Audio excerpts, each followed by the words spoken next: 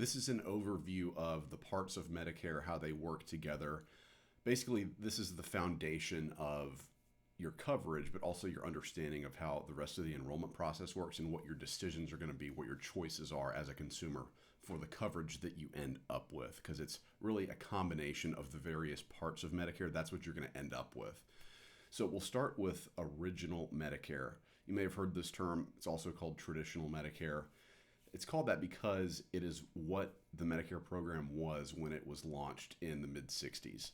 So it is, as you can see here, insured by the US government. They act as your health insurance company, which is a good thing, actually. So original Medicare is made up of two parts. There's Part A and Part B. There's also Part C and D and some other things. We'll get to that, but this is the foundational coverage of Medicare is A and B, the combination of those two things. And they are represented by that red, white, and blue ID card that you see on this chart here. And by the way, this is downloadable if you just click the link in this section of the guide on the web page there. So Part A is inpatient hospital coverage. So I like to think of it as room and board in a hospital, the services of the nurses there, the bed, the stuff they hook up to you, that sort of thing. This also covers your stay in a skilled nursing facility up to a certain number of days. It's not comprehensive. It's not unlimited coverage. Same thing for hospice care, home health services, but mainly think of this as if you have a hospital stay, Part A is going to cover it. The cost for this, for most people, is going to be $0 per month. And that is because if you or your spouse have worked 10 or more years in the US and paid Medicare taxes, which everyone does out of their paycheck, then Part A is free to you. If you're not one of those people by chance, you can still get Part A. It's just going to cost you something. I have rarely come across that. So Part A is hospital coverage. Think inpatient. Part B, the term is medical coverage. Doesn't help us, describe it very well, but this is outpatient coverage. Just think of the services of doctors, whether it is in the doctor's office, the service of a doctor when they see you or treat you in a hospital. It also covers preventive screenings like your annual physical, lab work, blood work, x-rays, MRIs. Interestingly, medication that is administered by a physician. So chemotherapy is the easiest example of that. It's not something you pick up at the pharmacy and take yourself.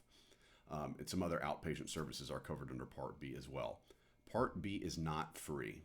Everyone pays at least $185 a month. That's the 2025 premium. If your income is high, then you're going to pay a little bit more, sometimes substantially more for Part B.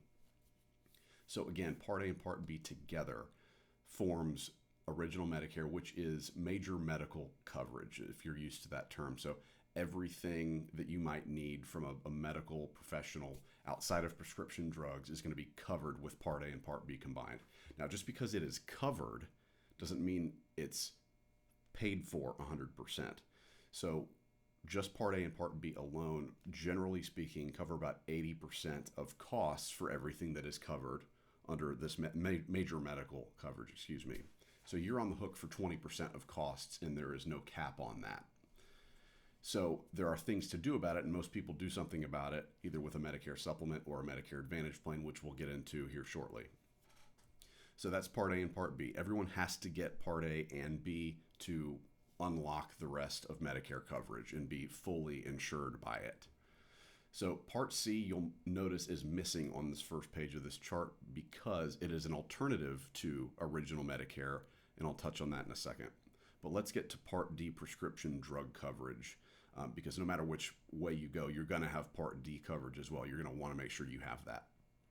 So prescription drug coverage, this was introduced in the early mid-2000s. Believe it or not, before then, Medicare did not have prescription drug coverage.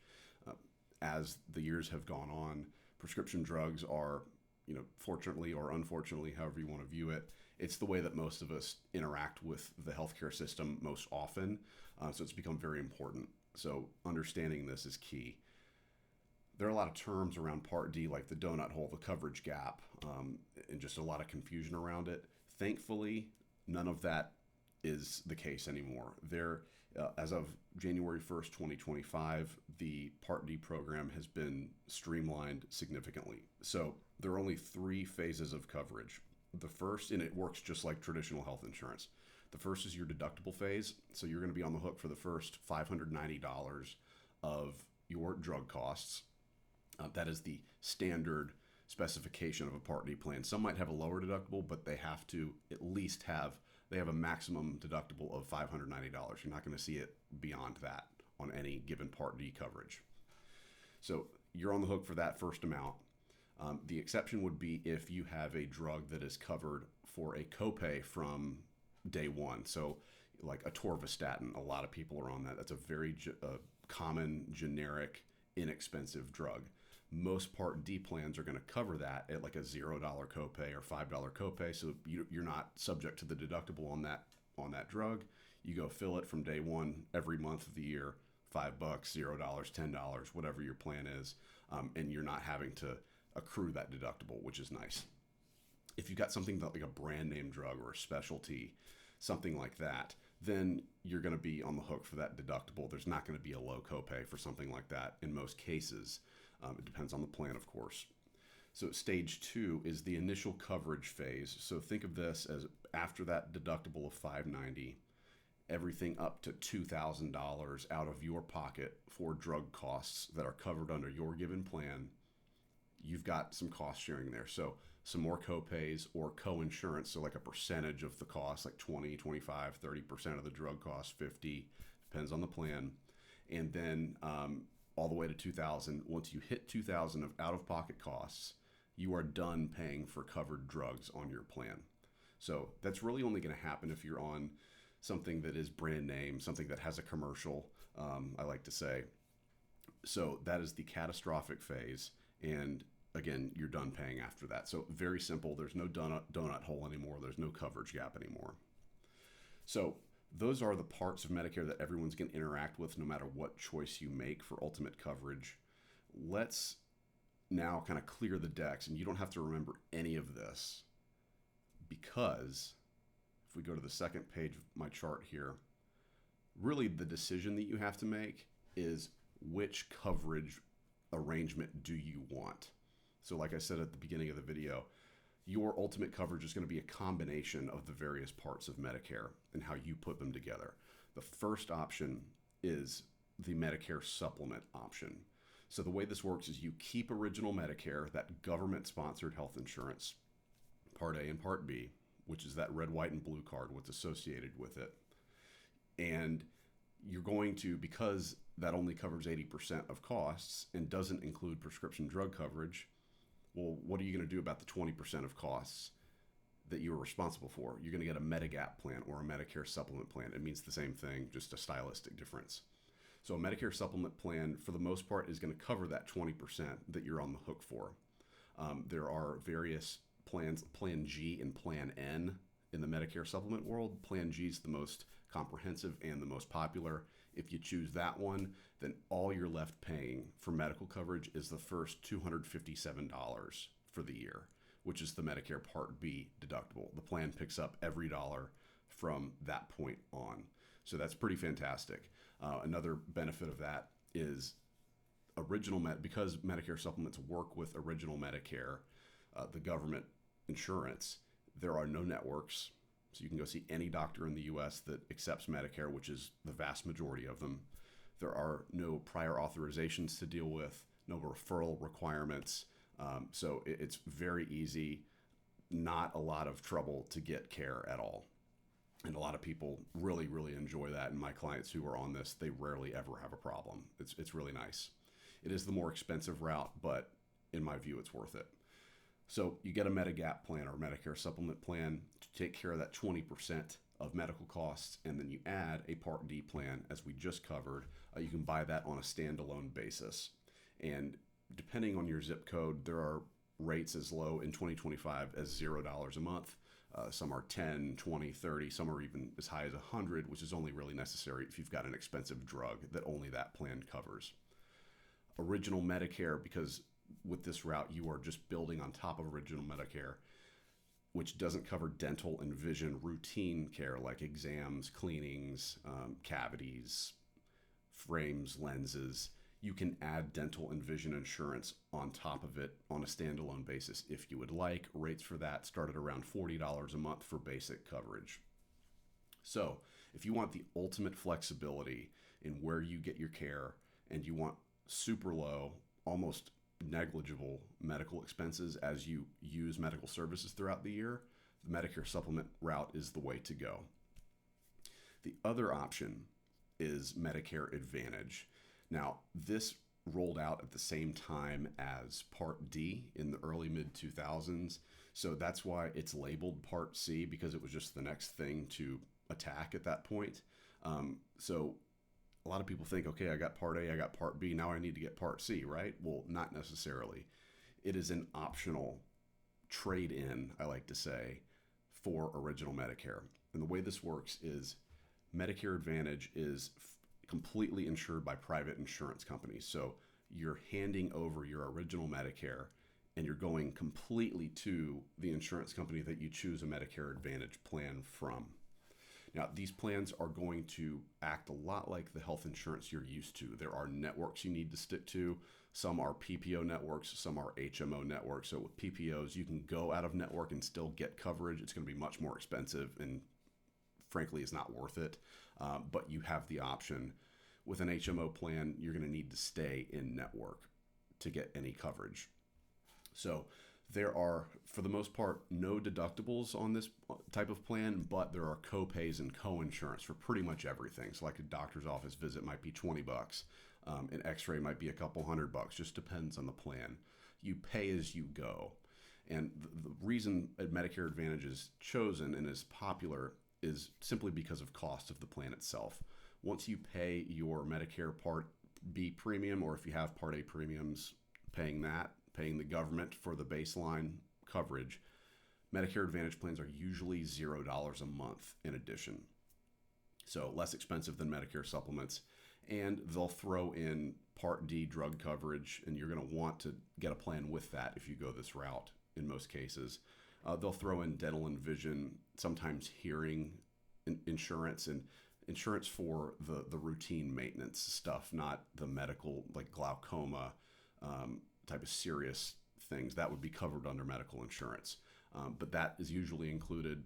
They'll have added value benefits like gym memberships or discounts on a gym membership, over-the-counter allowances, maybe $25 every couple of months for Band-Aid, sunscreen, aspirin, stuff like that. So it's an all-in-one thing that is very heavily advertised and marketed, but a lot of people have them and are happy with it. If cost on a month-to-month basis is a concern, you can be very happy with this if you choose the right plan. The other large downside, I would say, to Medicare Advantage is the maximum out-of-pocket exposure you have. So the maximum allowable out-of-pocket maximum for this year, for 2025, is $9,350. So you can possibly be on the hook for up to $9,350 if your plan has that out-of-pocket maximum. Some are lower, many are lower than that, like maybe $6,000-$7,000 or so, but that's still a lot of money. If there's a hospitalization or an expensive procedure, you're probably going to hit that. The last point here, always guaranteed issue. So as long as you have an enrollment window to get into one of these plans, then they can't ask you health questions to extend you coverage or not. If you want in, you can get in if you're in an enrollment window. With Medicare supplements, you've got guaranteed issue of coverage when you first join Medicare, the first 6 months, but after that, you're going to need to go through medical underwriting to get a plan or change a plan. Now back to Medicare Advantage real quick. If that high out-of-pocket maximum scares you, and it would me, then you can do something about that. You can go with Medicare Advantage and get something like an ancillary health plan added onto that. It's, could be from a separate insurance company, could be from the same insurance company, totally your choice. There are plans, mainly hospital indemnity plans, which pay you usually $100, $200, $300 per day that you are in a hospital to help offset those costs to you. And then other plans like cancer or heart attack and stroke plans, where on the diagnosis of one of those conditions, the plan will write you a lump sum check of 5, 10, 20, $30,000 to do with as you please. Now, it's intended for you to cover those out-of-pocket medical expenses, but you can pay living expenses with it. You can pay for family to come travel and visit you while you're recovering, buy groceries with it, whatever you want to do. That can really help offset the high cost exposure of a Medicare Advantage plan. Rates for that start at about $25 per month per type of plan I'm talking about, and it goes up with more coverage, obviously. So if you take anything away from this video, just know that your fundamental choice is Medicare Supplement or Medicare Advantage. Medicare Supplement is going to be higher on a monthly basis, but your medical costs are going to be next to nothing, and you've got the ultimate flexibility of getting medical care from whoever you want as long as they accept Medicare anywhere in the country. With Medicare Advantage, it's going to be lower cost for the plan itself, but it's pay as you go. Your medical costs are going to be higher as you use it throughout the year, and you're going to have some restrictions. Let's say you're going to need to stick to the network. There are going to be prior authorizations every now and then, just that traditional health insurance process that you're probably used to. So that's a 101 foundational explanation of the parts of Medicare. Again, you can download this. It's a PDF. There's no password or anything. Just click the link and it's yours. And hope that was helpful. See you in the next video.